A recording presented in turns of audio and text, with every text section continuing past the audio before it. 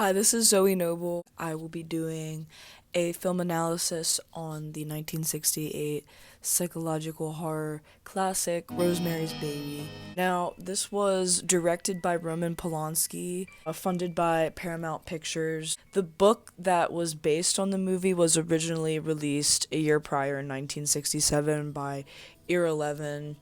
Throughout this film, director Roman Polanski perfectly encapsulates a woman's existence during the mid to late 1960s. The actual plot of the movie takes place from October 1965 until June of the next year. The film reflects anxieties towards gender dynamics that were heavily changing in the 1960s with the rise of second wave feminism. Most critics universally give this movie a very high rating, as they say it's a very realistic, frightening tale involving Satanism and pregnancy. They also give praise to Mia Farrow and Ruth Gordon for their acting.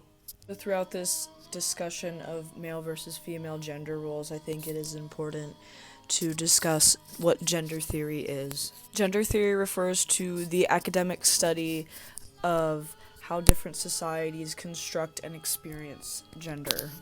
In the case of 1960s America, this meant that women were often domestic housewives that dealt with taking care of the children, upkeep of the house, or any other domestic position. I feel as though without Rosemary's position in society, a lot of the things that occurred to her would not have occurred to her.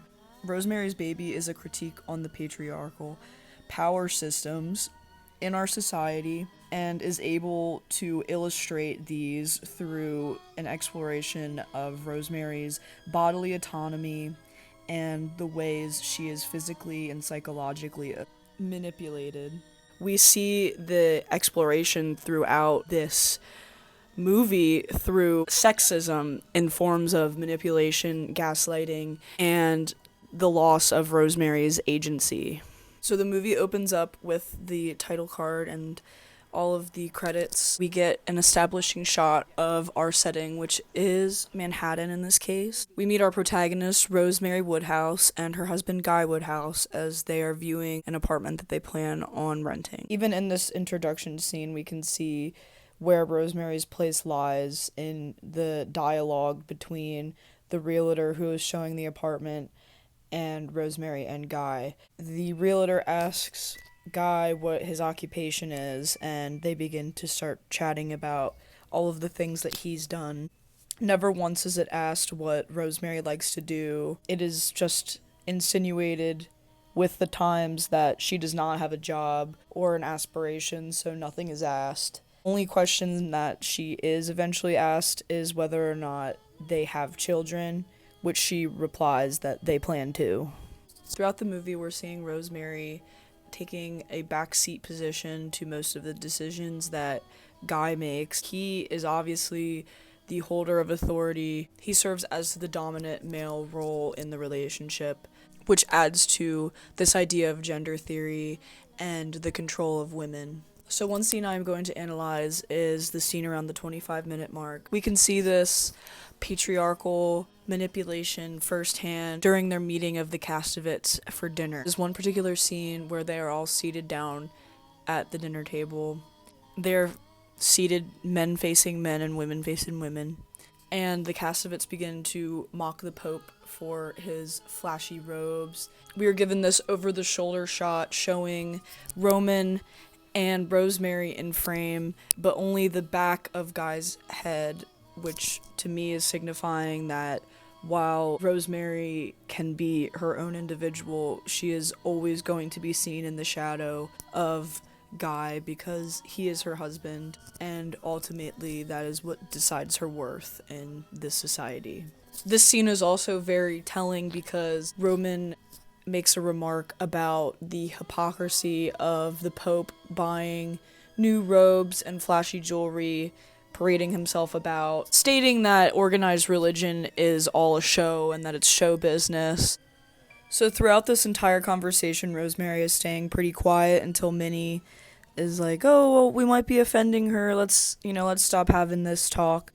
Rosemary states that she doesn't mind and that she isn't offended and that she used to be brought up in the Catholic Church, but however doesn't know where her place lies. In this way, Roman and Minnie are almost priming Rosemary to question her own moral background, which could help them isolate her from her support systems and lead her into their occult.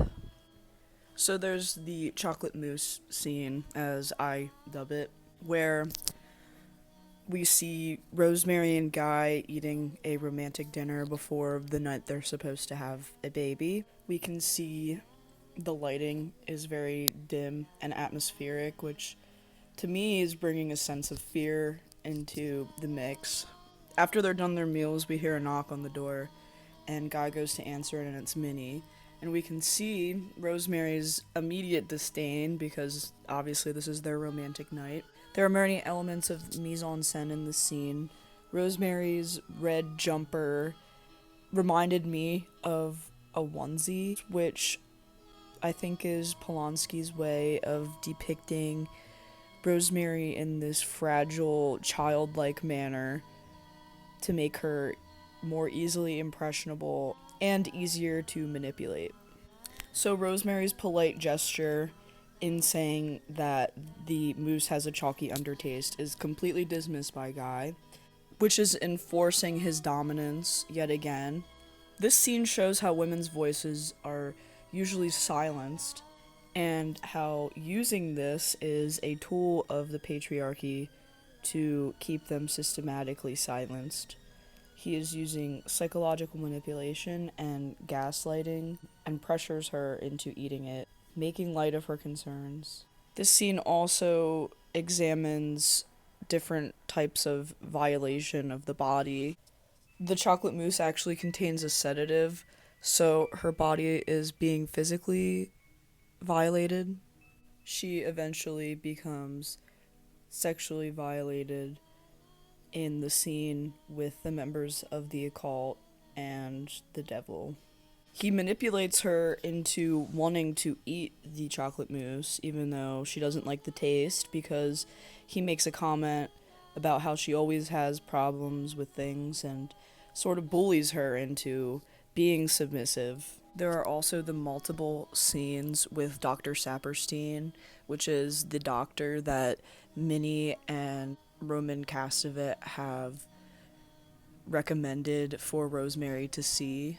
He is a part of the occult and is also behind this manipulation. There is one instance where she goes to visit Dr. Saperstein, and she begins to talk about how she read a magazine in a store about ectopic pregnancies and was worried that the pain she was experiencing might be the result of that. He essentially scolds her for reading and tells her to stop because all it does is worry her.